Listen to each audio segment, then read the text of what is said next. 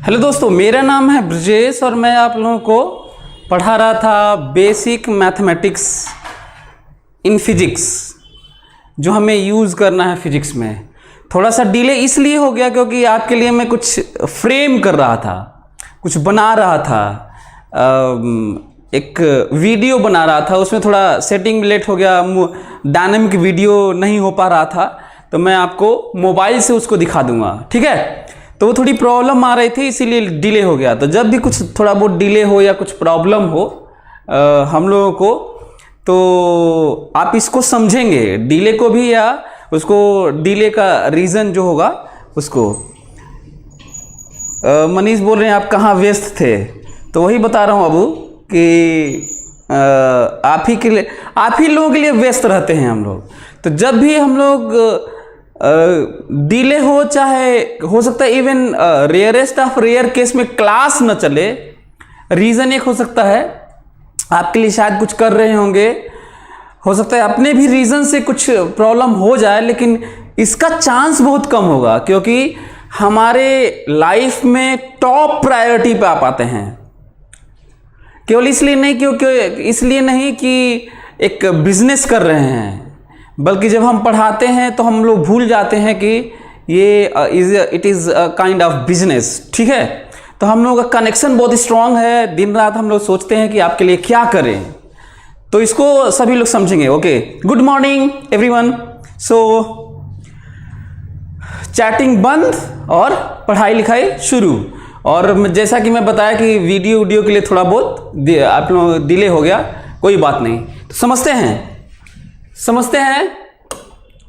और हम लोग पढ़ते हैं इंटीग्रेशन। आप लोगों को याद होगा हम लोग ये सारी चीज़ें इसलिए पढ़ रहे हैं ताकि हम लोग अच्छे से फिजिक्स को रियलाइज कर सकें। और मैं ट्राई कर रहा हूँ कि बेसिक बताऊँ, फिर थोड़ा सा धीरे धीरे ग्रेजुअली हायर लेवल पे ले जाऊँ। उस हायर लेवल में यदि कई बातें, कई फंक्शन, कई ग्राफ आपको नहीं समझ में आता है, कोई बात नहीं, कोई पढ़ाता भी तो नहीं है, मैं ही आपको पढ़ा रहा हूँगा।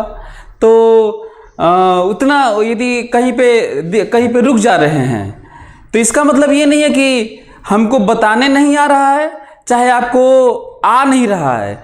इसका रीज़न ये है कि टाइम टेकिंग, किसी को समझ में आ रहा है थोड़ा फास्ट लर्न कर रहा है, किसी को नहीं समझ में आया तो स्लो लर्न कर रहा है, थोड़ी बाद में सीख लेगा। एक ओके, ठीक है, चलिए ये चीज़ ध्यान रखना है। तो देखते हैं, इंटीग्रेशन देखते हैं।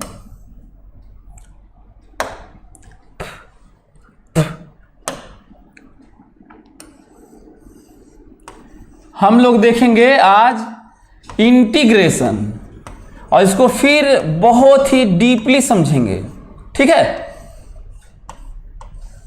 इंटीग्रेशन, इसको बहुत ही हम लोग आराम से डीपली समझेंगे ताकि जिस कारण से फिजिक्स कठिन होता है वो हमारा क्लियर हो जाए, ताकि आप लोग अपने से इंडिपेंडेंटली खुद अपने ब्रेन को ऑर्डर दे सकें, आपका ब्रेन फंक्शन कर सके, उसके ऊपर वर्क कर सके और चीज़ें खुद निकालें।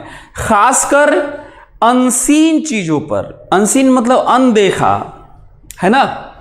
ओके, सो इंटीग्रेशन को समझ लेते हैं कि अच्छा, एक और चीज़ है, जैसा कि मैं डिफरेंशिएशन और कैलकुलस की शुरुआत में आपको बताया था कि मैथ्स का सबसे ब्यूटीफुल जो सेक्शन है, सबसे इंटरेस्टिंग पूरे मैथ्स में, वो कैलकुलस है। और कैलकुलस किसकी देन है? फिजिक्स वालों की, न्यूटन की, लेबनिज की, है ना, आर्किमिडीज। तो मैं उस पर नहीं जाना चाहता है, इतिहास में देखा जाएगा तो आप देखेंगे कि बहुत पहले से, आर्किमिडीज के टाइम से और बहुत पहले से ही चीज़ें चली आती। स्ट्रॉज और पता नहीं बहुत सारे ऐसे बड़े बड़े नाम हैं जो इस पे काम करते रहे, लेकिन वो लोग जनरलाइज नहीं कर पाए चीज़ों को। वो लोग सारे कर्व की चीज़ों को ना ही स्लोप के तौर पे पूरा जनरल देख पाए, ना ही एरिया के तौर पे, ठीक है। तो यदि मैं पीछे जाऊं तो देखूंगा कि अचानक से न्यूटन और लेबनिज ने इसको कर नहीं दिया। और मैं तो कहता हूं कि किसी भी चीज़ की डिस्कवरी, यदि न्यूटन के तीनों लॉज की भी बात करेंगे तो ऐसा नहीं कि सडनली कुछ हो गया। उसके पीछे गैलीलियो, उनके पीछे टाइको ब्राहे, केपलर, टाइको ब्राहे, उससे पहले बहुत सारे, कोपर्निकस, मतलब चीज़ें रही हैं। तो चीज़ें ग्रेजुअली आगे बढ़ती हैं। हाँ, उसी में एक थोड़ा बड़ा चेंज आता है, बहुत बड़ा नहीं, थोड़ा बड़ा चेंज आता है, जिसको हम लोग कोट कर देते हैं, स्टेटमेंट देते हैं, फॉर्मुलेट करते हैं, हाइपोथेसिस बना लेते हैं, उसमें से सही भी हो जाता है। तो ये चीज़ है, इसको समझेंगे हम लोग, ठीक है। तो इंटीग्रेशन, तो इंटीग्रेशन से पहले मैं आप लोगों को कुछ सिंबल आपको बता दूं। ये देखिए, सभी लोग समझेंगे। एक बात ये है, एक बात ये है, और एक बात ये है। 3 सिंबल है जिसे ऑपरेटर के तौर पे हम लोग देखते हैं। ये भी एडिशन है, ये भी एडिशन है, ये भी एडिशन है, मतलब सब जोड़ते हैं, बल्कि नाम अलग अलग कर दिया गया है जानबूझ के। ऐसा ना हो कि एडिशन कहा जाए तो आपको पता ही नहीं चले कौन सा वाला, इसीलिए इसको एडिशन कह दिया गया है, इसको समेशन कह दिया गया है, और इसे इंटीग्रेशन कह दिया गया है। लेकिन काम तीनों का एक ही है, तीनों का काम जोड़ है। अब ये क्वेश्चन उठता है कि कैसा जोड़ है, तो बता देता हूं। एक कुछ 2-4 नंबर डिस्क्रीट, अलग अलग अलग 2, 10, 20 जोड़ना हो। डिस्क्रीट, अलग अलग, डिस्क्रीट मतलब अलग अलग जोड़ना हो, और 2-4 नंबर जोड़ना हो, तो ये यूज करते हैं सिंबल। और काफी ज्यादा संख्या में जोड़ना हो, सीरीज सम हो, पर डिस्क्रीट ही हो, 1 + 2 + 3 + 4 + 5 एंड सो ऑन, 100, 1000 ऐसे जोड़ना हो, तो हम इसका यूज करते हैं। ये दोनों डिस्क्रीट हैं, लेकिन यदि कोई चीज लगातार, बीच में कोई गैप ना हो, अरेंजमेंट ऐसा हो कि कॉन्टिन्यूअस हो, या कोई डायनामिक क्वांटिटी वेरिएबल ऐसा हो, अरेंजमेंट ना हो, वेरिएबल कोई दूसरी क्वांटिटी हो, जैसे वेलोसिटी तो अरेंजमेंट नहीं है, वो तो एक डायनामिक क्वांटिटी है। कॉन्टिन्यूअस कोई चीज बदले, कॉन्टिन्यूअस, और उससे हम कुछ पाने की कोशिश में लगें, तो ये किसके लिए है भाई? Continuous change, continuous arrangement, and these are not continuous. तो हमें लगता है कि ये सिंबल क्लैरिफाई हो गया होगा आपको। अच्छा, आपको ये भी बता दें कि जो dy/dx और ये इंटीग्रेशन सिंबल, ये न्यूटन की नहीं, न्यूटन कुछ और सिंबल यूज किए थे। जो पॉपुलराइज किया, जिसका हम लोग लेके आगे बढ़े हैं, वो लेबनिज का है। तो ये सिंबल किसका है? लेबनिज का है। वो dy/dx किसका है? लेबनिज का है। Gottfried Wilhelm Leibniz. Okay, anyway, so हालांकि बहुत इतिहास में बहुत कुछ जाने से, बहुत डीप में जाने से ऐसा ना हो कि टाइम हम लोग के पास कम हो जाए, हम आगे की चीज़ें न देख पाएँ। ज़्यादा है कि थोड़ा सा जान ले, ताकि इंटरेस्ट डेवलप हो जाए कि हमारे आपकी तरह ही लोग थे जो बहुत मेहनत किए, पूरी ज़िंदगी लगा दिए, खोज किए, तो आज हम लोग यहाँ तक आपके पास मैं वीडियो के थ्रू पहुँच पा रहा हूँ, लाइव टेलीकास्ट हो रहा है, और इतनी मोबाइल फ़ोन पे बातें हो जाती हैं। लेटर का ज़माना ख़त्म हो गया, कबूतर का ज़माना ख़त्म हो गया है, मैसेज देने वाला। तो उनकी देन है, अब वो नहीं रहे, लेकिन श्रद्धांजलि और सब सुमन अर्पित करिए, उनको ध्यान देना चाहिए। तो उनको जानना, उनको याद करना बहुत ज़रूरी है, इसलिए मैं थोड़ा सा बता देता हूँ। लेकिन बहुत ज़्यादा बहुत डीप रिसर्च करने की ज़रूरत नहीं कि न्यूटन आखिर 10 साल तक क्या किए। तो 10 साल का हर एक दिन मिलके बना होगा, तो पता चला उसी में घुस गए। तो फिर ये नहीं करना है, बल्कि वो रिजल्ट जो आ चुका है फाइनली, उसे हमें यूज करना है। एनीवे, इंटीग्रेशन, तो आखिर इंटीग्रेशन की जरूरत क्यों पड़ी? अंकित बोल रहे हैं कि opposite of differentiation, anti derivative कहा जाता है इसे, ठीक है। लेकिन अंकित, आपको ये बता दूं कि शायद ही कोई टीचर्स इसके पूरे डिटेल रीजन हो, यहाँ तक कि मैथ्स में भी नहीं बताते, एंटी डेरिवेटिव कह के निकल लेते हैं। सच है, ठीक है, पर हम देखेंगे कि आखिर में इसमें क्या क्या प्रॉब्लम्स आती हैं। सब छोड़ छाड़ के भागते हैं सब, तो ये नहीं करना है। जो छोड़ के भागता है और कह देता है इसको रट लो, ऐसा ही आता है, तो सही में आ भी जाता है और ऑप्शन भी मिल जाता है, लोग सेलेक्ट भी होते हैं। प्रॉब्लम किस बात की होती है यहाँ पर इंडियन एजुकेशन में? वो सेलेक्ट तो हो जाते हैं, शॉर्टकट मेथड तो हो जाता है, लेकिन जो अंडरस्टैंडिंग है, जो इंटरेस्ट है, वो डेवलप नहीं हो पाता। जो ब्रेन को ट्रेनिंग मिलना चाहिए, जो उसकी न्यूआंसेस हैं, जो उसकी बारीकियां हैं, उसी पे ब्रेन काम करता है डिस्कवरी के नाम पर। बाकी तो आप ऐसे रटते पीटते रहिए, तो हम लोग देखेंगे अभी, है ना, कि एंटी डेरिवेटिव क्यों बोलते हैं इसको, और उसकी और बारीकियों को देखेंगे। इंटीग्रेशन की ज़रूरत क्यों पड़ी वो समझते हैं। ऐसा है कि जो मैथमेटिशियन थे, जो ज्योमेट्री पे बहुत काम किए, उनके पास एरिया के नाम पर क्या क्या था।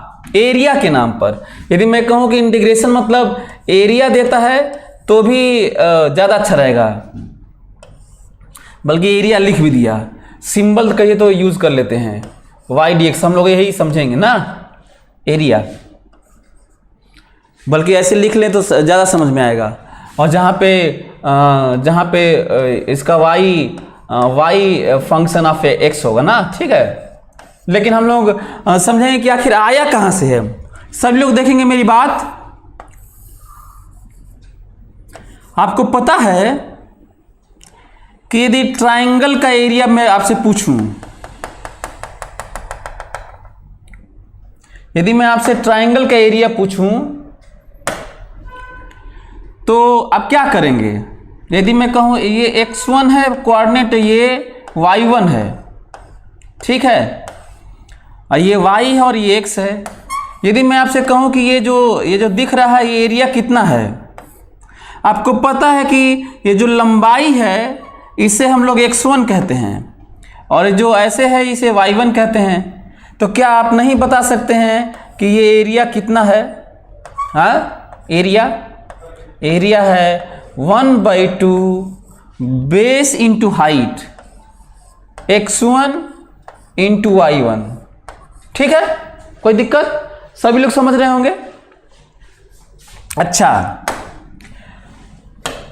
होता यह है कि जब ये जरूरत पड़ा, मैं फिर से आपको याद दिला दूं कि एरिया की बात, इंटीग्रेशन, कैलकुलस की बात पहले से होती रही है, लेकिन जो सबसे बड़ा नाम हम लोग बस बिना किसी का नाम लिए हम लोग न्यूटन, लेबनिज कह देते हैं, वो सीधा वही लोग नहीं किए थे। लेकिन इसमें कोई दो राय नहीं है कि उन्होंने जनरलाइज कर दिया। जितनी अंडरस्टैंडिंग, जितनी क्लैरिटी वो लोग अपने सीरीज सम के थ्रू और स्लोप के थ्रू लेकर आए और दिखाए, हर एक के लिए, जनरल मतलब सबके लिए कर दिया, वो पहले नहीं हुआ था, ठीक है। तो यदि ये y है और ये x है, ठीक है, यदि मान लो ऐसे यदि किया जाए, यदि ये x1 हो, ये y1 हो,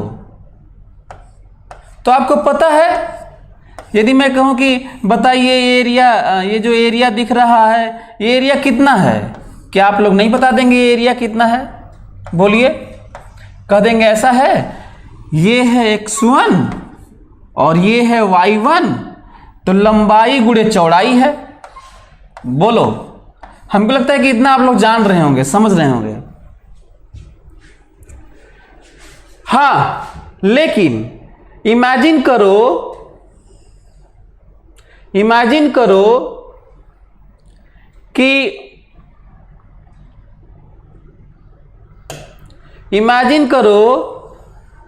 कि ये है, ये y है और ये x है ना। दिक्कत ये कि नहीं भाई, आपको इसका एरिया बताना है। ये है x1 y1 और ये है x2 y2, और x एक्सिस के साथ एरिया बताना है। हम लोग इंटीग्रेशन को बहुत ही बारीकी से समझने की कोशिश करेंगे, ठीक है। ये रहा x1 y1, x2 y2। यदि हमसे कोई कहता है कि ये एरिया बताइए, तो यहां तक अभी जब न्यूटन के टाइम तक सब हो चुका था, ये सब पता था, ये न्यूटन को, लेबनिज को ये मालूम था, ज्योमेट्री में ये सब आ चुका था। एरिया आपको पता है, ट्रापेजियम है, हमको लगता है कि सभी लोग जानते होंगे। 1/2 sum of parallel side into distance between them.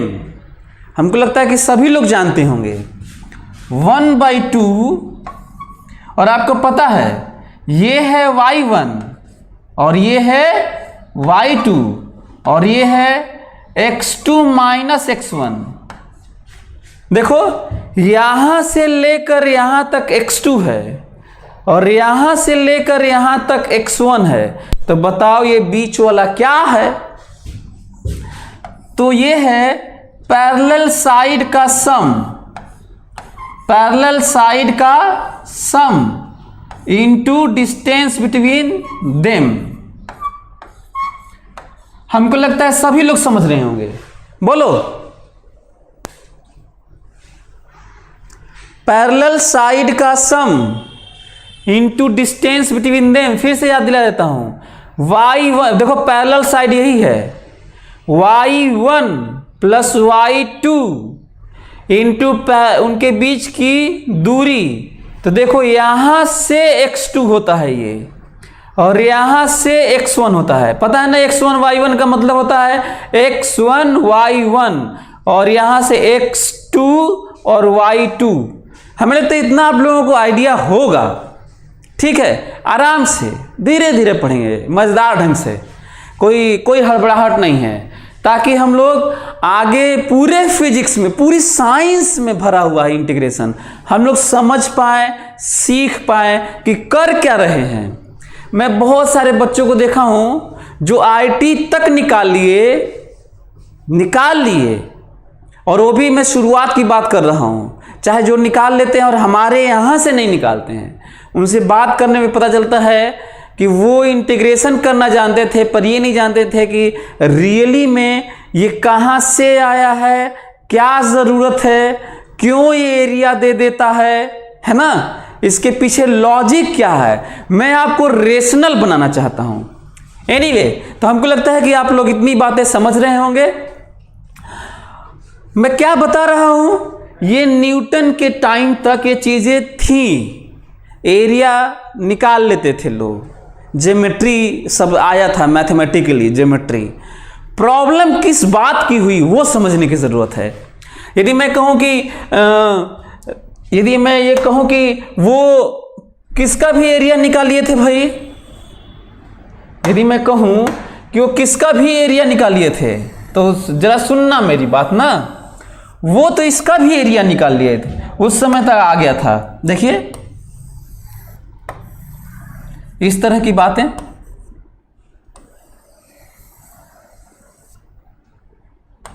ये है R। यदि मैं इसका सेंटर x1 y1 कर भी दूं, हमको लगता है इस सेंटर से कोई फर्क नहीं पड़ता। यदि मैं आपसे ये कहूं कि बताइए ये जो इसका जो एरिया है, इसका एरिया कितना है, तो आपको पता है इसका एरिया कितना है, बताओ जल्दी से। पाई r²। प्रॉब्लम आखिर इनको आई कहां पर, मतलब क्यों इंटीग्रेशन की जरूरत पड़ी, प्रॉब्लम कहां से आई? ये देखिए, ये यहां तक उन लोगों को मालूम था। प्रॉब्लम आई उन लोगों को समझने की जरूरत है। प्रॉब्लम आई जब कर्व आया ना, तो गड़बड़ा गए। और क्यों गड़बड़ा गए, क्यों, मैं बता देता हूं। उस टाइम तक जो मोशन की बात होती थी, ऐसे होती थी। न्यूटन के दिमाग में क्या स्ट्राइक किया, न्यूटन देखते थे कि एक गाड़ी कांस्टेंट वेलोसिटी से चल रही है या स्पीड से, तो चली गई दूरी चाल गुणे समय कर देते थे। लेकिन जब वेरिएबल स्पीड से चले, उसके फंक्शन की बात करें, तो फंक्शन में किस तरह का रिप्रेजेंटेशन है डिस्टेंस का। कांस्टेंट वेलोसिटी तब तो ट्राइंगल बना होगा, फटाक से निकाल दिए, आ भी गया। कांस्टेंट वेलोसिटी रेक्टेंगल बना होगा। कांस्टेंट एक्सेलरेशन से एक्सेलरेट करेगी तो हम लोग बाद में देखेंगे ट्राइंगल बनेगा, वो भी निकाल दिए फटाक से। लेकिन ये कहे कि मान लीजिए वेलोसिटी बदल के चले, ऐसे चले, मतलब कम ज्यादा होके चले, वेरिएबल हो, एक्सेलरेशन तक वेरिएबल हो, तब हम क्या करेंगे, ग्राफ में कैसे निकालेंगे, क्या होगा, क्या हम लोग इसको, ये मैं वो थॉट बता रहा हूं, आइडिया बता रहा हूं कि मोशन से रिलेट होकर, ग्राफिकली रिलेट होकर किस तरीके से न्यूटन ये सोचे थे। तो चलिए फिर आगे बढ़ते हैं और देखते हैं कि आखिर ये क्या चीजें सामने आई थी। तो देखते हैं, आगे देखते हैं, सभी लोग ध्यान से देखेंगे।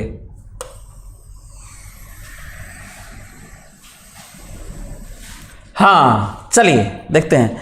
उनको प्रॉब्लम रियली में आई थी, इसकी प्रॉब्लम आई थी। सभी लोग देखेंगे प्रॉब्लम किसकी आई थी उनको, भाई प्रॉब्लम इसकी आई थी।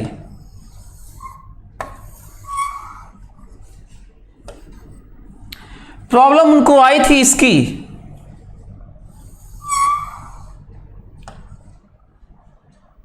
यदि हम लोग x1 y1 माने, क्या माने, x1 y1 माने, और इसको क्या माने, x2 y2 माने, ठीक है। और ये y है और ये x है। फिजिक्स में आपको याद दिला दूं, फिजिक्स में y x भी रहता है, लेकिन यहाँ पे vt होता है, करेंट टाइम होता है, एक्सेलरेशन टाइम होता है, फोर्स टाइम होता है, करेंट चार्ज होता है, काइनेटिक एनर्जी, पोटेंशियल एनर्जी होता है। मैं बीच बीच में जानबूझ के याद दिलाता हूं ताकि कृपया x और y को केवल x y की तरह न देखा जाए जो मैथ्स में देखा जाता है, बल्कि ये समझा जाए कि जो कुछ हम लोग आज समझ रहे हैं x y के टर्म में, एक एक चीज बस सिंबल बदल जाएगा और नए नए चैप्टर हो जाएंगे फिजिक्स के। क्लियर? एनीवे, अब कहा जा रहा है कि यहां से यहां तक एरिया बताना है। चलो सभी लोग बताओ, देखो। हाँ, अब आपकी औकात है तो बता दीजिए हमको। यह है एरिया बताना ही है।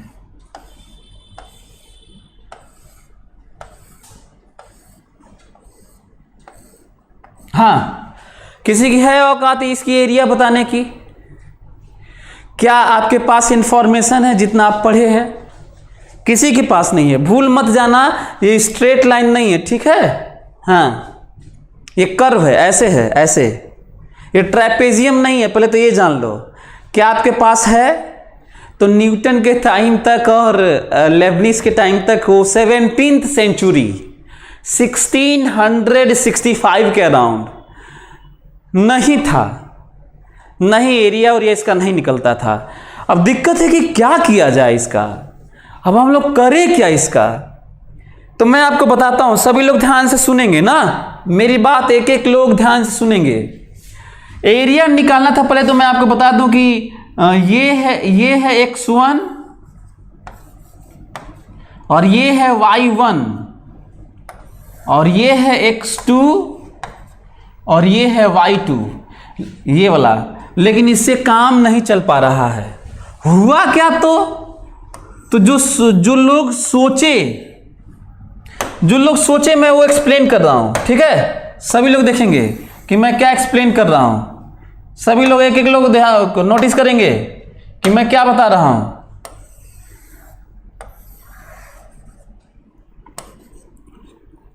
y और x, और बात हो रही थी इसके एरिया की। यही बात हो रही थी ना भाई? अरे यार, गड़बड़ हो जा रहा है।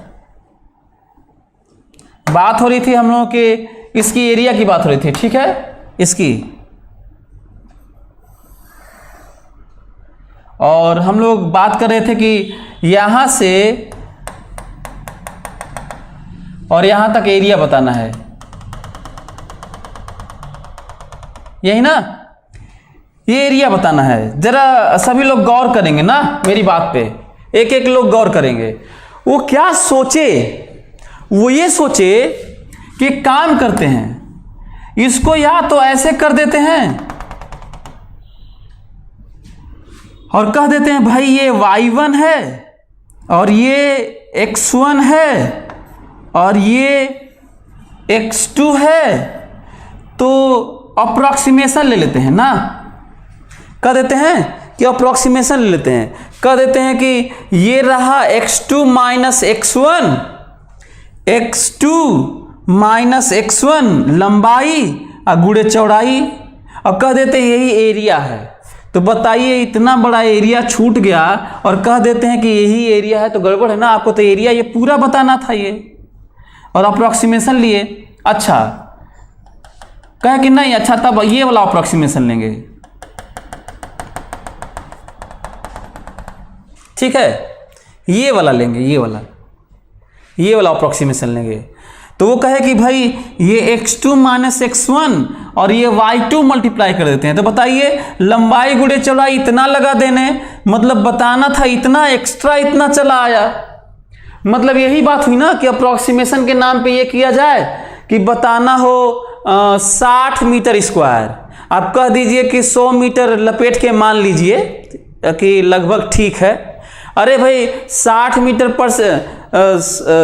मीटर पर सेकेंड स्क्वायर बताना है तो 59.9 कहे होते, 60.5 कहे होते, 60.1, 61 कहे होते, 62 कहे होते। 60 की जगह कह दीजिए 100 लपेट के मान लीजिए, सही है, ये कोई बात नहीं हुई। सो अप्रोक्सीमेशन समझ में आता है कि थोड़ा बहुत आगे पीछे अप्रोक्सीमेटली सही है। किस बात का अप्रोक्सीमेटली सही है ये? यदि हम लोग अप्रोक्सीमेट करें तो क्या प्रॉब्लम आ गई?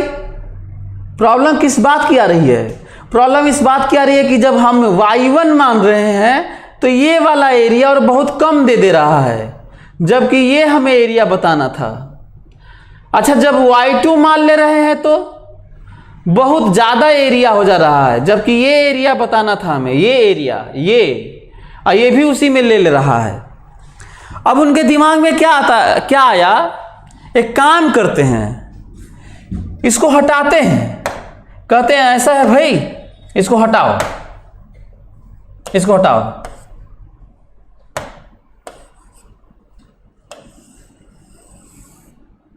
इसको हटाते हैं, इसको हटाते हैं और ये करते हैं। सभी लोग देखेंगे, वो कहते हैं, वो कहे कि एक काम करते हैं, रेक्टेंगल तो लेते हैं, पर ऐसा रेक्टेंगल लेते हैं। सभी लोग समझेंगे, एक लोग समझेंगे। रेक्टेंगल ऐसा लेते हैं, इस जो डिस्टेंस है ये वाला x2 माइनस x1, इसके बीचों बीच लेते हैं और कह देते हैं कि ये एक रेक्टेंगल मानते हैं और ये एक रेक्टेंगल मानते हैं। सभी लोग देखेंगे, एक रेक्टेंगल ये मान लेते हैं, एक ये मान लेते हैं। याद करो पीछे वाले से देखो कम छूट रहा है, ध्यान दे रहे हो? पीछे जब पिछली बार माने थे तो इतना ही लिए थे और कह देते इसको अप्रोक्सीमेटली मान लो, देखो कम छूट रहा है। देखो हमको लग रहा है कि समझ में आ रहा होगा आपको। फिर उन्होंने कहा एक काम करते हैं, इसको 3 में करते हैं, 3 देखे। फिर कहे कि ऐसा है क्या, एक काम करते हैं, इसको 4 में करते हैं।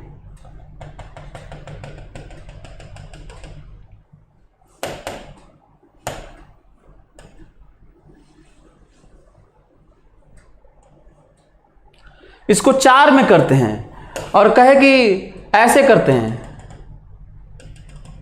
सभी लोग देखें, यदि ये रेक्टेंगल, हमें एरिया याद है आप लोगों को, एरिया ये लेना है। देखिए ये एरिया, ये जो बहुत ही खतरनाक है, न्यूटन के टाइम तक ये सब नहीं था ना। अब बताओ ये एरिया प्लस ये एरिया प्लस ये एरिया प्लस ये एरिया जोड़ देंगे तो देखो थोड़ा थोड़ा छूट रहा है। देखो ये छूट रहा है। सभी लोग मेरी बात समझ रहे होंगे। अब न्यूटन क्या देखते हैं, लेबनिज ये लोग, कि बाप रे ये तो बड़ा इंटरेस्टिंग लग रहा है यार। रेक्टेंगल का एरिया हमारे पास है ही लंबाई गुणे चौड़ाई, लेंथ इनटू ब्रेथ। रेक्टेंगल का एरिया हमारे पास है ही, उसी को लगा भी रहे हैं। लेकिन जितना ही ज्यादा रेक्टेंगल बढ़ा रहे हैं, जितना ही ज्यादा रेक्टेंगल बढ़ा रहे हैं, संख्या बढ़ा रहे, उतना ही ये विड्थ छोटा होता जा रहा है। ये देखो ये कम होता जा रहा है। पहले इतना था, अब छोटा छोटा हुआ और छोटा छोटा हुआ और छोटा छोटा हुआ। ये जो थिकनेस है कम होता जा रहा है। हाँ रेक्टेंगल का संख्या बढ़ता जा रहा है, लेकिन जो छूटने वाला एरिया है, जो अप्रोक्सीमेशन है, वो इंटरेस्टिंग पॉइंट है। हमारा एरिया और रेगुलरली जैसे बढ़ा रहे हैं वैसे वो एग्जैक्ट होने के कगार पे पहुंच रहा है, very close to the exact. यही फंडामेंटल है, यही फंडामेंटल है। तो आप लोगों को समझ में आ गया होगा कि जब हम लोग जितना ही इसको बढ़ाएंगे, कहिए तो एक और बढ़ा के दिखा दें, एक और बढ़ा देते हैं, ये देखिए एक और बढ़ा देते हैं। देखिएगा किस तरीके से जो एरिया छूट रहा था वो कम हो गया। सभी लोग देखेंगे ना, सभी लोग देखेंगे किस तरीके से एरिया कम हो गया, ध्यान से।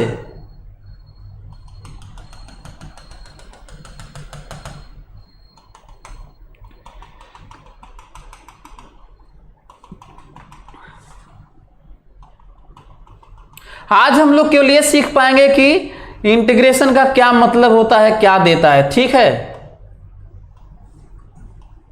अब देखो कितना एरिया छूट रहा है। ये रेक्टेंगल प्लस ये रेक्टेंगल एरिया प्लस ये जितना भी 8 रेक्टेंगल है सबको हम लोग जोड़ लेंगे एरिया, तो छूटा हुआ एरिया जरा देखो तो थोड़ा थोड़ा थोड़ा थोड़ा थोड़ा थोड़ा थोड़ा थोड़ा थोड़ा थोड़ा। अब आप लोगों को ये आइडिया लगा होगा कि जब छोटा छोटा रेक्टेंगल छोटा छोटा रेक्टेंगल छोटा छोटा रेक्टेंगल लेके इतना छोटा छोटा कर दें, इतना छोटा छोटा पतला पतला रेक्टेंगल कर दें कि दो लाइन जो अगल बगल वाली लाइन है वो टच करने लगे। कम होते होते कम होते होते कम होते होते अगल बगल वाली लाइन क्या करने लगे, टेंडिंग टू टच हो जाए। क्या हो जाए? टेंडिंग टू टच हो जाए।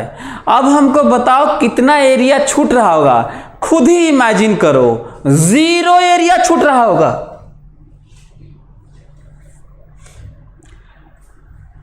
Parabola yes sir, so it's called rectangular parabola.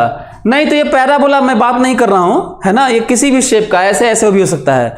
Parabola है तो रेक्टेंगुलर, अच्छा वो कह रहे हो क्या, रेक्टेंगुलर पैराबोला जो हम लोग एसिम्पटोट की तरह बात करते हैं। तो क्या ये बात समझ में आई कि क्या हो रहा है?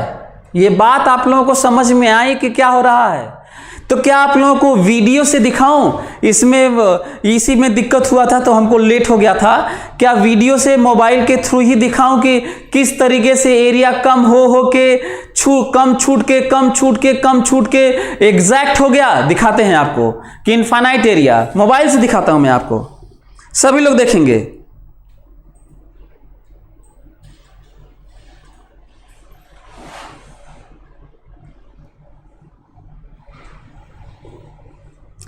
सभी लोग देखेंगे, बड़ा इंटरेस्टिंग लगेगा आपको।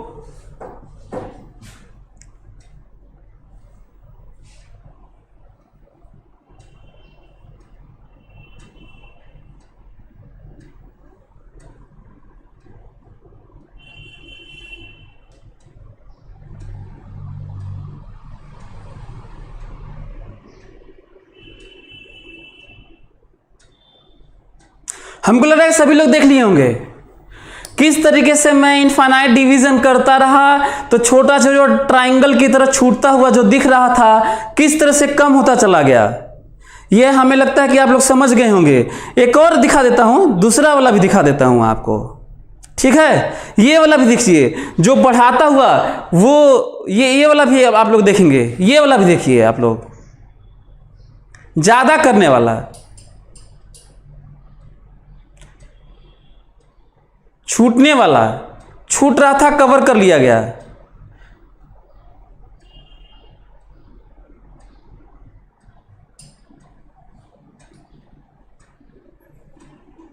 ओके, तो हमें लगता है दो तरह का था, एक में ज्यादा वाला को कम कर रहे थे, एक में कम छूटने वाले को कम करते थे, ठीक है। इसका मतलब हम लोग तैयार हैं ये समझने के लिए कि ये सिंबल कहां से आया, क्या मतलब है इसका। अब हम लोग रेडी हैं तो करते हैं। हमको लगता है कि परसेप्शन आपका क्लियर हो गया होगा, तो हम लोग करते हैं। सभी लोग देखेंगे, एक एक लोग देखेंगे, ध्यान से सभी लोग देखने की कोशिश करेंगे। मजेदार चीज आने वाली है। हाँ भाई, देखते हैं सभी लोग। y x बात हो रही है इसकी, और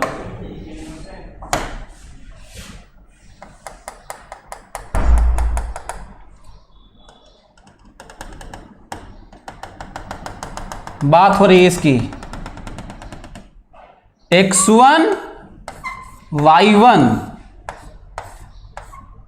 और x2 y2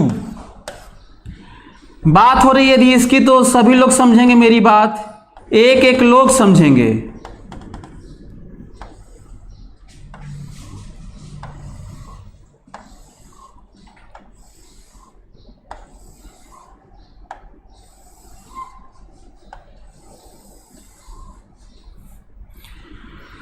यहां से ये है x1 और यहां से ये है x2, तो ये जो दूरी है ना, ये डेल्टा x है, x2 माइनस x1 है। ये जो दूरी है यहां से लेकर और यहां तक, कोई दिक्कत? हम लोग, आप लोग समझ रहे होंगे, ये जो दूरी है ना, ये डेल्टा x है, ठीक है। अच्छा, अब हम लोग को करना है कि ये कितने पार्ट में, मैं बनाया तो नहीं, लेकिन कितने पार्ट में डिवाइड किया गया है, टेंडिंग टू इनफाइनाइट। इनफाइनाइट कहना सही नहीं होता, क्योंकि इनफाइनाइट इज अनडिफाइंड, इनफाइनाइट कोई क्वांटिटी नहीं होता। हम लोग बस एक इमेजिन कर सकते हैं, हाइपोथेसाइज कर सकते हैं। सबसे बड़े क्वांटिटी को रिलेटिवली इनफाइनाइट का दर्जा दिया जा सकता है। क्लियर?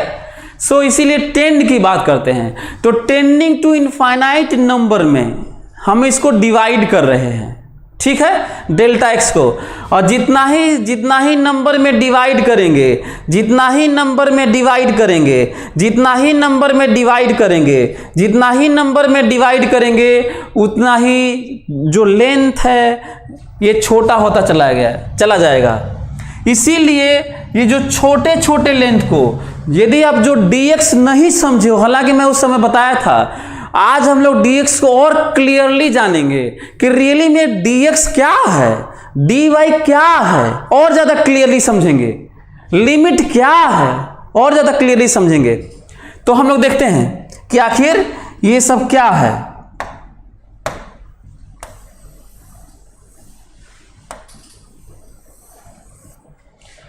ठीक है, पहले तो ये जान लो कि ये जो छोटे छोटे लेंथ हैं, इसमें से यदि हम लोग इसके एरिया को यदि माने, तो देखो, तो मैं क्या कर रहा हूं, ये वाला जनरल एरिया, सभी लोग देखेंगे जनरल एरिया,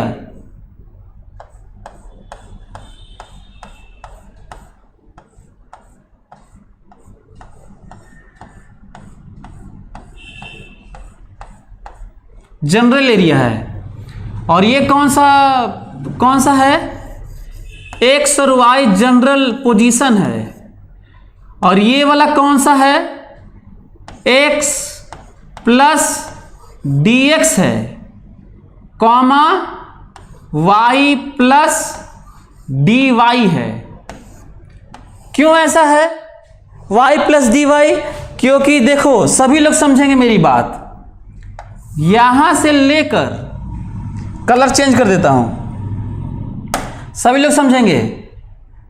देखो, यहां से लेकर यहां तक x है, यहां तक। देखो, एक्स वाई का क्या मतलब होता है, इसे हम लोग x कहते हैं। इसे क्या कहते हैं भाई? इसे हम लोग x कहते हैं। क्या कहते हैं? इसे हम लोग x कहते हैं, और इसे हम लोग y कहते हैं। कोई दिक्कत है आप लोगों को? यहां से लेकर यहां तक x है, और इस लंबाई को क्या कहते हैं? y। जरा इस रेक्टेंगल का एरिया हमको बताओ तो। ये जो छोटा सा रेक्टेंगल दिख रहा है, ऐसे लंबाई गुणे चौड़ाई, दिस चौड़ाई is how much, this breadth is how much. ये जो ब्रेथ है क्या है? dx dx है। छोटा छोटा छोटा छोटा छोटा छोटा छोटा छोटा छोटा छोटा छोटा, ये जो छोटा छोटा पार्ट डिवाइड हो गया है उसे ही हम लोग क्या कहते हैं, dx कहते हैं। और रेक्टेंगल है, कितने रेक्टेंगल है, हम लोग को एरिया पूरा बताना था। कितने रेक्टेंगल है, इनफाइनाइट रेक्टेंगल्स हैं। ठीक है, तो सभी लोग समझें मैं dx क्या डिफाइन कर रहा हूं, सभी लोग समझें। यदि मैं आप लोगों को समझाने की कोशिश करूं तो ये देखो, माना कि x2 माइनस x1 ये लेंथ है 100, सभी लोग समझेंगे। माना कि ये लेंथ कितना है 100, तो दो पार्ट में डिवाइड करूंगा, दो रेक्टेंगल बनाऊंगा तो दो पार्ट में डिवाइड करूंगा तो कितना होगा, 50 50। 4 पार्ट में करूंगा तो 25 25, 10 पार्ट में करूंगा तो 10 10, 100 पार्ट में करूंगा तो 1 1 मीटर होगा। 1000 पार्ट में करूंगा 100 मीटर को तो 0.1 होगा। लाख पार्ट में करूंगा तो और कम होगा। करोड़ अरबों पार्ट में करूंगा तो और कम होगा। तो इनफाइनाइटली लार्ज पार्ट में डिवाइड कर दूंगा तो कितना छोटा हो जाएगा, उसे ही हम लोग dx कहते हैं। इसका मतलब साफ है, x2 माइनस x1 जो दूरी है by n limit n tending to infinite.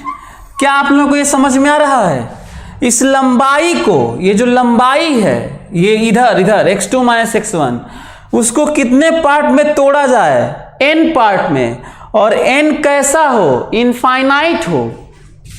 मतलब जो लेंथ है उसे, इसी को डेल्टा x कहा जाता है, जो चेंज होता है। Delta x by n limit n tending to infinite.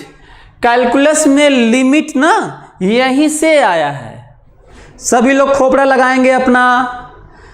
Maths का सबसे अच्छे पोर्शन को मैं फिजिक्स में समझा रहा हूं। क्यों? क्योंकि वो फिजिक्स से ही आया है। ठीक है, चलिए आगे बढ़ते हैं। तो ये है, मतलब डेल्टा x एक फाइनाइट लेंथ है, उसको इनफाइनाइटली लार्ज पार्ट में ब्रेक किया गया। डिवाइड ही तो करोगे यार। मैं कहूंगा कि 100 को 5 पार्ट में डिवाइड करो, एक पार्ट का लेंथ बताओ, तो 5 का डिवाइड ही तो करोगे। तो वही तो डिवाइड किया हूं मैं। ये जानते हो इसे ही क्या कहते हैं, dx कहते हैं। तो आज समझो कि इसे ही dx कहते हैं। कम से कम आज समझ जाओ कि dx किसे कहते हैं, dv किसे कहते हैं, dt किसे कहते हैं। तो आज से हम लोग dx किसे कहेंगे, x लेंथ को, डेल्टा x लेंथ को, या x, इसको x भी कह लीजिए।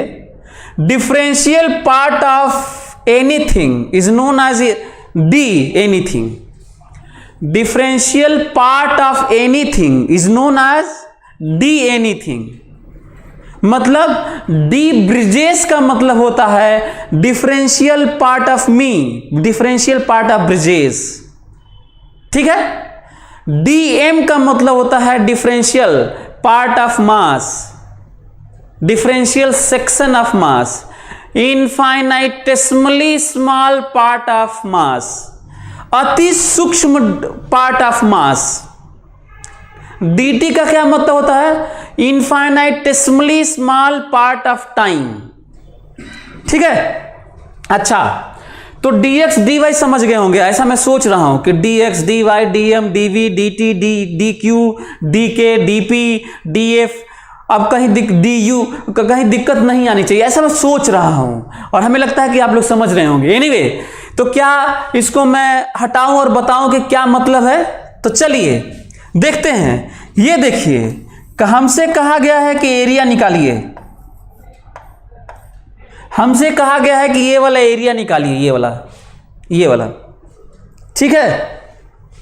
अब मैं क्या सोच रहा हूं, तरीका क्या अपनाए थे कि यदि इन्फाइनाइटली लार्ज पार्ट में तोड़ देंगे और रेक्टेंगल बना बना के रेक्टेंगल को जोड़ेंगे, और रेक्टेंगल इसलिए बनाए क्योंकि उसका फार्मूला हमें मालूम था, ये डायरेक्ट नहीं आ रहा था, लेकिन एक झंझट था, उसमें लफड़ा था कि एरिया अप्रोक्सीमेशन में छूट रहा था, और पर उसी को न छूटने के लिए इनफाइनाइट पार्ट में डिवाइड कर दिए हैं। और यदि हर एक एरिया को जोड़ दें, हर एक एरिया का रेक्टेंगल को जोड़ दें, हर एक एरिया के रेक्टेंगल के एरिया को जोड़ दें तो हमें तो मिल ही जाएगा। लेकिन नोटिस करने वाला है ये डिस्क्रीट एरिया नहीं है, कॉन्टिन्यूअस है, अगल बगल सब रेक्टेंगल है। और ऐसे समेशन को, ऐसे एडिशन को इंटीग्रेशन कहते हैं। मतलब जोड़ है, ये देखो, ये वाले जोड़ को ही ऐसे कर दिया गया, ऐसे, और इसको कह दिया गया कि छोटे छोटे एरिया हैं। अब आपको समझ में आ रहा हो कि डीए मतलब क्या है? बताओ डीए मतलब क्या है? डीए मतलब है डिफरेंशियल पार्ट ऑफ एरिया, मतलब इतने बड़े एरिया का एक छोटा सा हिस्सा। बोलो, ये करें अंकित कुमार करें integration dx into d y, dx into d y नहीं, मिस्टेक हो गया आपसे। देखते हैं क्या मिस्टेक हुआ है। चलो जनरल, अच्छा एक एक समझो, इसका मतलब क्या है? कोई भी एक पार्ट का जनरल एरिया जो यहां पे शेडेड पोर्शन है, इसका मतलब है सारे एरिया को जोड़ो। इंटीग्रेशन मतलब एडिशन होता है। नेशनल इंटीग्रिटी मतलब राष्ट्रीय एकता होता है। अच्छा ये देखो, ये रेक्टेंगल करिए, लंबाई गुणे चौड़ाई, जनरल देखो तो जरा, जनरल लंबाई y है, देखो लंबाई y है और चौड़ाई dx है, केवल लंबाई y है और चौड़ाई dx है। यदि जरूरत पड़े तो इसको y की जगह जो फंक्शन है f(x) dx भी रख सकते हो। हालांकि जरूरत नहीं है कि हम लोग इस तरह से देखें, यदि कहिए तो मैं इसको लिख भी देता हूं कि y बराबर f(x) फंक्शन है एक। हमको लगता है सभी लोग समझ गए होंगे। ये देखो, अब आगे से भले ही मैथ्स में ना बताया जाए, लेकिन y dx को तुम क्या याद रखोगे? लंबाई गुणे चौड़ाई है, याद रहेगा? सभी लोग रिप्लाई फास्ट, सभी लोग हमको रिप्लाई करें। डन सर, यस सर, ऐसे जल्दी रिप्लाई फास्ट। क्या आप लोग समझ गए कि इंटीग्रेशन मतलब लंबाई गुणे चौड़ाई है रेक्टेंगल?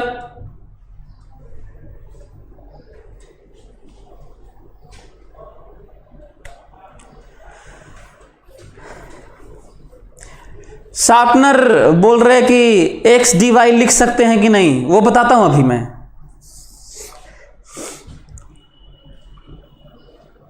एक क्वेश्चन आया है, इसमें मैसेज में डाउट आया है, ध्यान से सभी लोग समझेंगे। लंबाई गुणे चौड़ाई, सभी लोग समझेंगे। यदि x है, ध्यान से, यदि x है तो x एक्सिस के साथ एरिया होगा।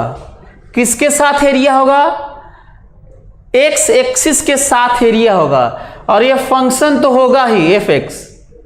लेकिन यदि मैं यहां पे dy लिख दूं, यहां पे dy लिख दूं, dy, और यहां पे x लिख दूं, तो देखो एरिया इधर हो जाएगा, ये वाला एरिया आ जाएगा। मेरी बात समझ में आ रही है? नहीं समझ में आ रही है? यदि यहां पे मैं x लिख दूं और यहां पे मैं y लिख दूं, तो ये एरिया ये वाला आने लगेगा, ये वाला एरिया आने लगेगा, ये। क्लियर? वो कौन कहां गया यार? वो शार्पनर कहां? बोलो भाई, तुम्हारा क्लियर हुआ? तो ये वाला क्लियर तो अपने से कर लेना चाहिए था। तो नोटिस किए, जो D के अंदर एक्सिस होता है उसी के साथ एरिया होता है, याद रहेगा? जो D के अंदर एक्सिस होता है, जो डिफरेंशियल पार्ट किस एक्सिस का लेते हैं? जिसके साथ एरिया लेते हैं। और दूसरा वाला तो, अच्छा ये फंक्शन दोनों के लिए कॉमन है, चाहे तुम ये फंक्शन चाहे तुम इसके लिए एरिया लो, चाहे तुम इसके साथ एरिया ले हो, ये तो यही रहेगा। इसीलिए बस अंतर इतना होगा कि x जब यहां पे होगा तो ये y रहेगा और x के टर्म में ही रहेगा ये।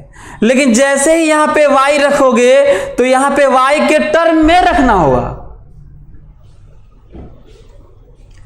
वो बता नहीं रहा यार जो पूछा था। अच्छा हाँ, सापना गेमिंग आ गया, ये सर बोल रहा है। ओके, तो हमको लगता है कि आप लोग समझ गए होंगे। ये भी एक इंपॉर्टेंट पॉइंट था, एक बच्चे के डाउट के कारण आपको मैं बता दिया कैसे ध्यान रखना है। कोई दिक्कत आप लोगों को, कोई प्रॉब्लम? मीनिंग एक एक चीज आप लोग नोट कर लीजिए, एक एक चीज मैं आप लोग समझा चुका हूं कि क्या है। एनीवे, आगे बढ़े तब बोलो, क्या ये आप लोग समझ गए? ये समझ गए तो कुछ और वीडियोस में आप लोगों को दिखाने वाला हूं, कुछ इसी तरह के स्लाइड में आप लोगों को समझा देता हूं ताकि आप लोगों को और मजा आए। ठीक है, तो बात करते हैं, ध्यान से सभी लोग देखेंगे। चलिए देखते हैं। हाँ भाई, इसकी बात तो हम लोग कर रहे थे, इसी की बात हो रही थी।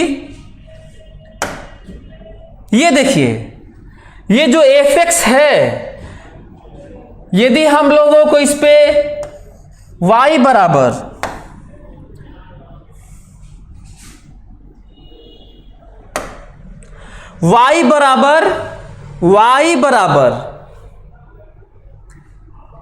fx और इंटीग्रेशन dx के साथ, तो जो ऊपर एरिया होता है, x एक्सिस के जो ऊपर एरिया होता है उसे प्लस एरिया कहते हैं, और जो नीचे होता है एरिया बाउंडेड, उसे माइनस एरिया कहते हैं। याद रहेगा?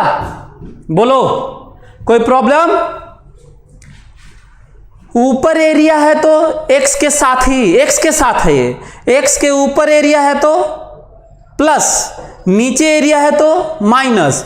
फिलहाल हम लोग ये वाला नहीं देखेंगे ना, नहीं तो हम लोग कह देते कि y के इधर एरिया है तो प्लस है, इधर एरिया है तो माइनस। फिलहाल अभी x के साथ है। आगे बढ़ते हैं। ये देखिए, जो हम लोग छोटा छोटा रेक्टेंगल लेके बात किए हैं, plus area minus area, plus area minus area, plus area, और यहां पे ये व्यूज थोड़ा सा कॉम्प्लेक्स लग रहा होगा ऐड करके, लेकिन कोई बात नहीं, इसको हम लोग थोड़ा और डिटेल में समझेंगे कि किस तरह से 3D में ये प्रॉब्लम आने लगती है ना। किसी और के साथ में z के साथ देखेंगे तो कुछ और होने लगेगा, y के साथ देखेंगे तो कुछ और, थोड़ा कॉम्प्लेक्स है, इसको रहने देते हैं। लेकिन ये जो अप्रोक्सीमेशन है वही वाली बात यहाँ पे हुई है जो रेक्टेंगल लिए हुए हैं। हाँ, ये रहा, जब रेक्टेंगल हम लोग ऐसे लेते हैं तो हम लोग थोड़ा एरिया छोड़ते हैं, और जब हम बड़ा बड़ा सा ऐसा एरिया बनाते हैं तो एक्स्ट्रा एरिया ले लेते हैं, और जब इनफाइनाइट पार्ट में डिवाइड कर देते हैं तो यही जो चीजें छूटती रहती हैं वो, या ज्यादा लेते रहते हैं, वो खत्म होने लगती हैं। ग्रेजुअली धीरे धीरे खत्म हो के हम लोग एग्जैक्ट एरिया के पास पहुंच जाते हैं। अब ये है कि हम लोग ऐसे रेक्टेंगल ले चाहे ऐसे ले, वैसे बात तो सेम थी, लेकिन हम लोग उससे ज़्यादा आसान महसूस करते हैं और उसको ज़्यादा ध्यान रखते हैं जिसके साथ एरिया लेना होता है। तो जिसके साथ एरिया लेना था उसके साथ में dx तोड़ना, मतलब ऊपर वाला ज़्यादा सही लग रहा है।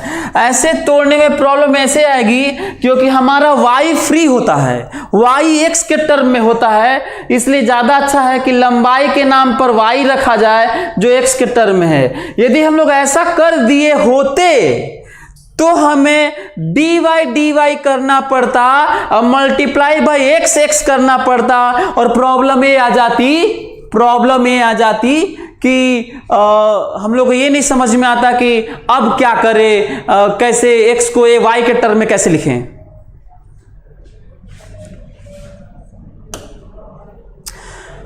इनफाइनाइट तक यदि कोई फंक्शन हो उसका भी एरिया कितना डरावना है, लेकिन अब हम लोग जान चुके हैं कि कैसे निकाला जाता है, तो बड़े आराम से हम लोग इसको निकाल सकते हैं।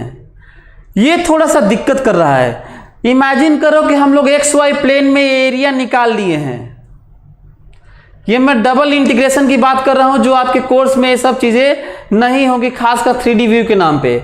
यदि हम लोग एक्स वाई एरिया ये निकाल लिए हैं तो हम लोग अब इस फंक्शन पे चलेंगे, जेड के अलॉन्ग फंक्शन पे चलेंगे और इस पूरे एरिया को चला देंगे अंदर की तरफ, अपनी तरफ जेड में चला देंगे और हम लोग वॉल्यूम फटाक से कैलकुलेट कर लेंगे, जो आपके कोर्स में वॉल्यूम निकालने का इस तरह का नहीं है। हम लोग एरिया ही निकालें बहुत है, क्योंकि ज्यादातर जो क्वांटिटी डिफाइंड है वो सब एरिया के लिए ज्यादा है। वॉल्यूम वाला हायर एजुकेशन में है और वॉल्यूम वाला हाईएस्ट लेवल है, स्पेस का जो कवरेज है, ठीक है। सबसे छोटी बात पॉइंट, अगला डायमेंशन जो है ये तो डायमेंशनलेस है, अगला डायमेंशन 1D, अगला dimension area 2D and then next dimension volume 3D। Garima Rajput बोले समझ में नहीं आ रहा है, कोई जरूरत नहीं है समझने की। अभी मैं जो बताऊंगा, मैं कई बार बोला भी हूं कि जब कहीं पे समझ में ना आए तो मत समझा करो, लेकिन एक चीज है, दुखी मत होना कि मैं क्या बोल रहा हूं। समझ में ना आए तो इसलिए मत समझा करो, जिनको नहीं समझ में आ रहा है इसलिए मत समझा करो, क्योंकि उसकी ज्यादा जरूरत नहीं है। पर एक गारंटी ले रहा हूं, जो आपको जरूरत है लोकल लेवल पे वो आपको समझ में आएगा, वो नहीं समझ में आया तो मेरा पढ़ाना ही बेकार है। तो ये जो चीजें हैं थोड़ी अजीब सी, ये नहीं समझ में आ रही है तो थोड़ा ध्यान भी तो दो। मैं कह भी तो रहा हूं कि हायर तुम्हारी जरूरत नहीं है, मैं उनके लिए बता रहा हूं जो थोड़ा बहुत इमेजिन कर पाते हैं, ज्यादा सोच पाते हैं, उनके लिए ये फोटो है। तो कृपया सबके लिए एडवाइस है कि एक बुरा सपना मान के इसे भूल जाना। यदि ये बात कम समझ में आ रही है कि यदि इस एरिया को अगले डायमेंशन में चला दिया जाए, एक इसमें चलाए, एक्स को चलाए, वाई में मल्टीप्लाई किए तो एरिया का इंटीग्रेशन हुआ, अब फिर उस प्लेट को इस वाले को चला दें फिर जेड में तो वॉल्यूम कवर हो जाएगा। यदि ये समझ में आता है तो ठीक है, नहीं तो रहने दो, वैसे भी तुम्हारे कोर्स में नहीं है ये। तो कई बार मैं इंटरेस्ट के लिए ऐसे ही आपके ब्रेन को थोड़ा नई चीज़ दे देता हूं, नहीं तो कोई पढ़ाता देखो, कोई पढ़ाता नहीं है। कई बार तो मैं ये सब बताने में सोचता हूँ, डरता भी हूँ कि क्या ये बताना चाहिए, लेकिन फिर सोचता हूँ कि यदि साइंस के फील्ड में आप आए हैं तो कुछ सोचने के नाम पे कुछ बता देना चाहिए, ताकि आपका ब्रेन हमेशा काम करता रहे, कुछ नया सोचता रहे, आप भी कुछ नई डिस्कवरी इन्वेंशन की तरफ बढ़ें, है ना। इसलिए मेरा उद्देश्य होता है। तो गरिमा, हमें लगता है कि आपको मेरी बात समझ में आ गई होगी। गरिमा अभी भी रिप्लाई नहीं की। गरिमा, यदि तुम्हें नहीं समझ में आया तो कोई बात नहीं, वैसे ट्राई करना। और फिर से इसलिए नहीं समझा रहा हूं क्योंकि फिर से मैं समझाऊंगा तो उतना ही फिर बोलूंगा, नया तो बोलूंगा नहीं, क्योंकि दुनिया का कोई भी व्यक्ति उससे ज्यादा नहीं बोल सकता जितना मैं बोलता हूं। आई एम कॉन्फिडेंट, सच्चाई है ये बाबू, मानो चाहे मत मानो, फैक्ट है ये। जितना मैं बोल दूंगा, जितना मैं महसूस किया हूं 15-16 सालों में, उतना कोई नहीं बोल सकता किसी भी टॉपिक पर, गारंटी है। हाँ, बराबर हो सकता है, शायद बराबर भी, ऐसा मैं सोच रहा हूं। एनीवे, तो कोई बात नहीं। हाँ, इसमें कोई कुछ बात है, जैसे इलेक्ट्रिक फील्ड ऐसे होता है तो हम लोग देखेंगे 12th में आएगा, 11th में वैसे भी नहीं आएगा। तो ये कुछ लाइन्स ऑफ फील्ड होती हैं, एक कंपास है, ये चलता रहता है, डायरेक्शन है। तो लाइन इंटीग्रल के नाम पे हम लोग कहीं पे इस तरह का इंटीग्रेट करते हैं, कहीं पर वहां पे भी इंटीग्रेशन, लाइन इंटीग्रल बोलते हैं, नॉट एरिया। सो वहां पे भी देखेंगे। मैं फोटो बस इसलिए दे दिया ताकि आपको आइडिया रहे कि हम लोग कहीं और भी इस तरह की बात करेंगे, बस मैं यही बताना चाह रहा हूं। फिर से इसको देख के घबराना मत यार, ऐसा मत सोचना अरे बाप रे बाप, ब्लैक होल की तरह पता नहीं क्या पढ़ा रहे भाई, हम नहीं पढ़ेंगे, ये बहुत कठिन पढ़ाते हैं, हम नहीं पढ़ेंगे, ऐसा पढ़ा देना है कि कुछ नहीं समझ में आ रहा है। तो कृपया ये ना करें। मैं बल्कि किसी और टीचर से कहीं और कहीं देखते होगे कुछ, तो बल्कि कंपैरिजन ये करना कि जो वो लोग पढ़ाते हैं उसको मैं कैसा पढ़ाता हूं, जो वो सेक्शन, जो पार्ट पढ़ाते हैं उसको मैं कैसा पढ़ाता हूं, तब कंपैरिजन होगा। इससे कंपेयर करके गड़बड़ा मत जाना, ठीक है। हाँ, ये रहा कर्व। अभी तक फ्लैट एरिया की बात कर रहे थे, कर्व एरिया है ये। और कर्व एरिया में भी किस तरह की बात है, आप देख रहे होंगे स्क्वायर या रेक्टेंगल की तरह एडिशन है, दिख रहा होगा। मतलब अल्टीमेटली कर्व एरिया को भी हम लोग ऐसे ही निकाल सकते हैं और कर भी क्या सकते हैं।